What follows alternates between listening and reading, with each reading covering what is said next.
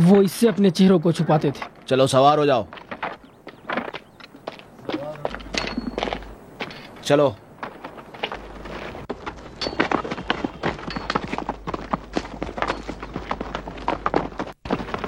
قرب و جوار کے تمام دیہاتوں اور قصبوں کی تلاشی لو، کوئی بھی جگہ چھوٹے نہیں۔ تم جھوٹ بول رہی ہو ہیلن، جھوٹ بول رہی ہو۔ کیسے؟ میں کیسے یقین کر لوں کہ تمہیں ان کے چھپنے کی جگہ کا پتہ نہیں ہے؟ کہہ دیا کہ میں نہیں جانتی۔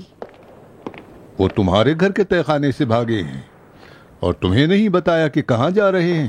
آپ کے سپاہیوں کا پیچھا کر رہے تھے، آخر ان کو گرفتار کیوں نہیں کیا؟ تم بھاگنے والوں سے ملی ہوئی ہو اور ان کی شریک جرم ہو۔ میرے ان سپاہیوں کی نااہلی تمہارے جرم میں کمی نہیں کرے گی۔ میں صرف جناب میکسیملین کی بیوی ہوں، وہ خود اپنے اعمال کے ذمہ دار ہیں۔ مطمئن رہیں، اب میکسیملین ہی کہاں جو اس کی بیوی کہلاؤ۔ فی الحال تو تم جیسے نالائق افسر کے ہاتھ سے نکل گئے، پہلے انہیں تلاش کر لو پھر بکواس کرنا۔ تم مطمئن رہو کہ اگر وہ نہیں ملا تو میں تم کو سولی پر لٹکاؤں گا، مگر یہ کہ اس کی چھپنے کی جگہ بتا دو۔ کچھ نہیں پتا، آپ جو بھی چاہیں کر سکتے ہیں۔ تم میری شفقت پدری سے غلط فائدہ اٹھا رہی ہو ہیلن۔ جانے دیجیے عالی جناب، وہ میکسیملین کو تلاش کرنے کا اچھا ذریعہ ہے۔ مطمئن رہیں عالی جناب، عورتیں اپنے شوہر کے دین پر ہوتی ہیں، کچھ وقت گزر جائے نیا شوہر اس کو راستے پر لے آئے گا۔ ان کے گھروں پر پوری طرح نظر رکھی جائے۔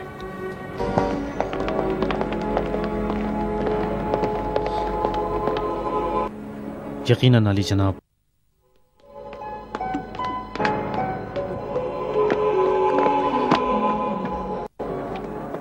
کیا خبر ہے مالکن؟ خدا کا شکر، ابھی تک ان کو نہیں پایا۔ خدا کا شکر ہے۔ تو آپ اس قدر پریشان کیوں ہیں؟ جتنا یہ رذیل جولیس مجھے اذیت دیتا ہے میرے والد نہیں دیتے۔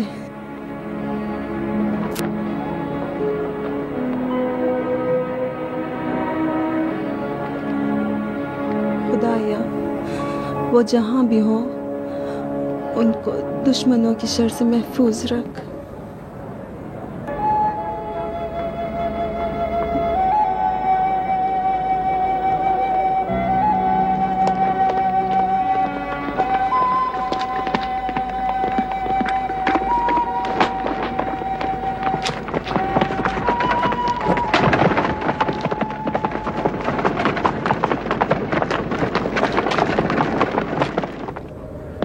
اگر میں اس طرح حکومت کر رہا ہوتا تو روم کا اب تک کام تمام ہو چکا ہوتا۔ 6 غدار تمہارے محل میں روم کی شہنشاہیت کا مذاق اڑاتے ہیں اور پھر بھاگ جاتے ہیں اور کوئی ان کا کچھ نہیں کر سکتا۔ جناب شہنشاہ، مجھے ابتدا ہی سے ان لوگوں پر شک تھا، خاص طور پر اس مغرور میکسیملین پر۔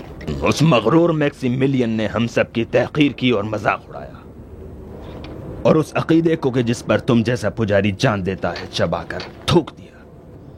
اور ہاں تم دقیانوس، تمہاری نالائقی کی وجہ سے وہ بھاگ گئے، لیکن میرے پنجے سے وہ بچ نہیں پائیں گے۔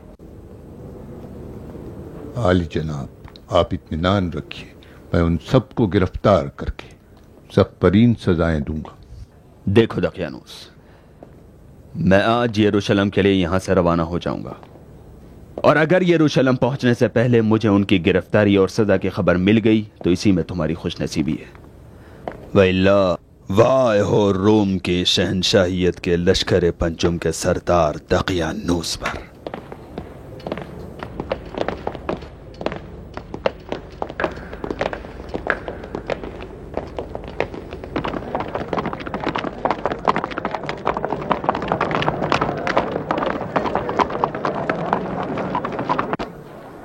ذرہ بھی یقین نہیں آتا دقیانوس کا داماد میکسیملین بھی مسیحی تھا۔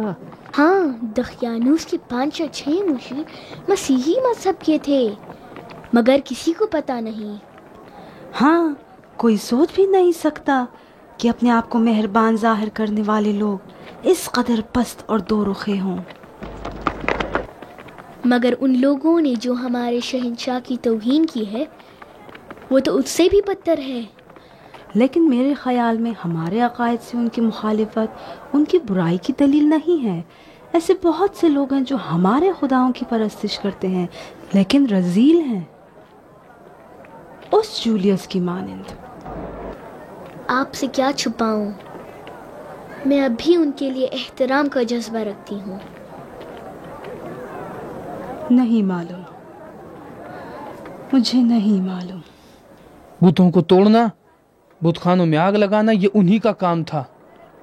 کیا تم نے نہیں دیکھا کہ وہ ہمارے خداؤں کا کس طرح مذاق اڑاتے تھے اور ہمارے مذہب کی اہانت کرتے تھے؟ یہ تو دقیانوس کی نااہلیت ہے کہ کچھ کافروں اور غداروں کی روک تھام نہ کر سکا. میں تو کہتا ہوں کہ دقیانوس ان باتوں سے بخوبی واقف تھا، مگر اپنی بیٹی ہیلن کی وجہ سے وہ میکسیمیلین سے کچھ نہیں کہتا تھا. اگر ہم خاموش بیٹھے رہیں اور اپنے خداؤں کا دفاع نہ کریں تو ان قریب ہم لوگ غضب کا شکار ہوں گے اور دنیا سے مٹ جائیں گے. میں تو کہتا ہوں کہ اگر خدا کسی چیز کو نابود کر سکتے تو دقیانوس اور میکسیمیلین کے مشیروں سے زیادہ دشمن کون تھے؟ جب تم ہمارے خداؤں کی اس طرح اہانت کرتے ہو تو میکسیمیلین اور اس کے ساتھیوں سے کیا توقع کی جا سکتی ہے؟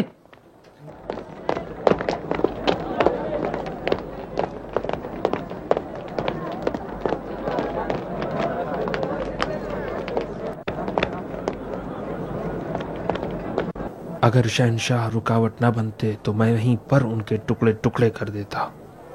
اگر وہیں سزا مل گئی ہوتی تو بھاگنے کا موقع نہ پاتے. مگر عوام کے درمیان تو یہ افواہ پھیل گئی ہے کہ ان کے خداؤں نے ان کو نجات دلائی ہے.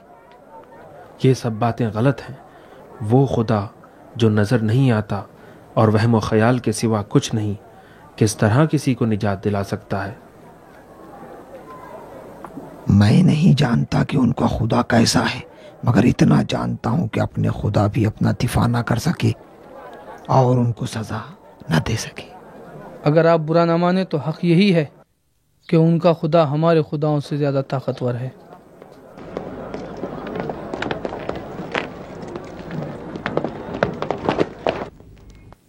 عالی جناب، یہ شخص کہتا ہے کہ ہمارے خدا کچھ نہیں کر سکتے.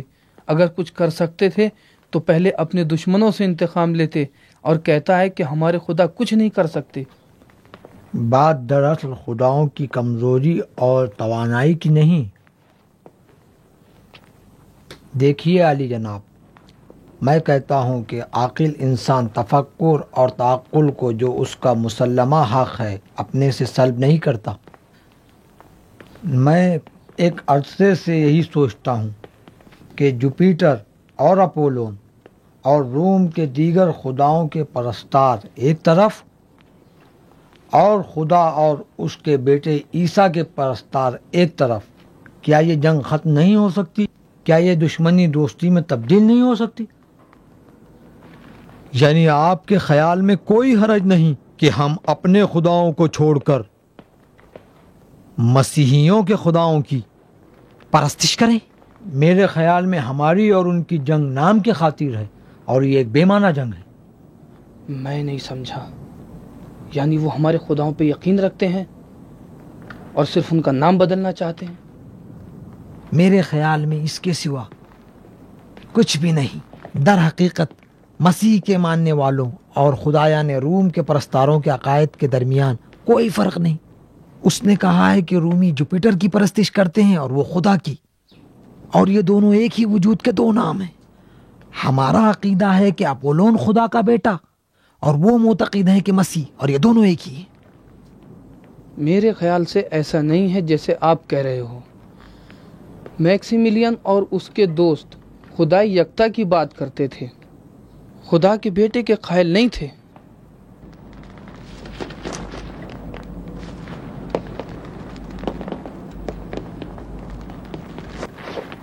اگر ایسا ہے جیسا کہ تم کہہ رہے ہو تو ہمارے لیے بہت بڑا خطرہ لاحق ہے. اس فکر کی ترویج کی روک تھام کرنی چاہیے، ورنہ ممکن ہے کہ یہ فکر جوپیٹر کے سارے پرستاروں کو مسیحی بنا دے۔ اس میں کیا مشکل ہے؟ لوگ کسی بھی مذہب کے پیروکار ہوں، ہم تو ان کی پرستش کرتے ہیں جو کہ اہم بھی نہیں ہیں۔ بے وقوف انسان، آج ہمارے پاس خداؤں کے بہترین خزانے ہیں، وہ سارے چڑھاوے اور تحفے جو خداؤں کے لیے لائے جاتے ہیں ہمیں ملتے ہیں۔